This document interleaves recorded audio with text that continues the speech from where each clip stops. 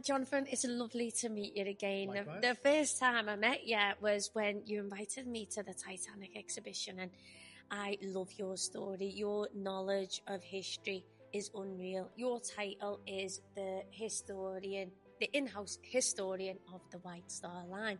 Now, tell me about the building. So I love the building. The building is one of my favourites in Liverpool, and I do have a few favourites. Obviously, for me, it's the passion of the building, what went on in the building, how the building was designed.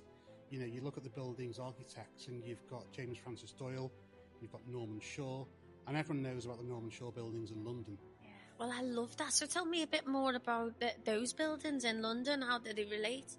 So originally, Thomas Ismay asked to speak to Norman Shaw, who was the architect for New Scotland Yard.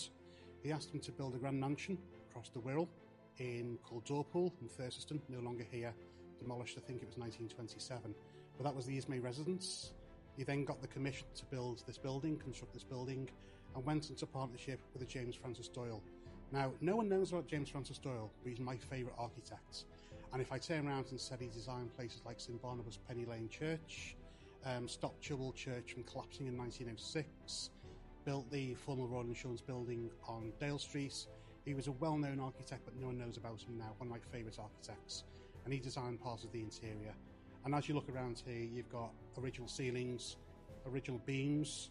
This was obviously the first class ticket office. So if you wanted to come here and buy a ticket, you'd only be allowed in here if you were first class.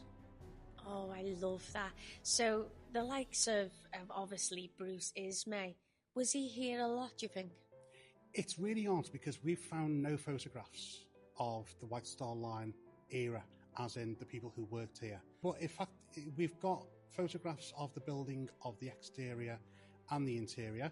We know loads about the building. We know it was, the White Star Line was opened here 31st December 1897. We've got the actual original photographs of the Grand Hall, the inside, the outside. But there seems to be no photographs of the staff. And you have to understand and work out what was here.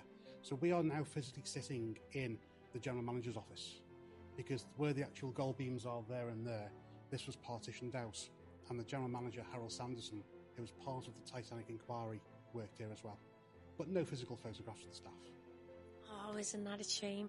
It's an unbelievable, iconic building, isn't it? And I just love how knowledgeable you are. And I can't wait to see it again, and we'll have another little chat again. But next time, put something different, what you are also an expert in, okay? But lovely to see you again. Likewise, and Jane, thank you. Take care.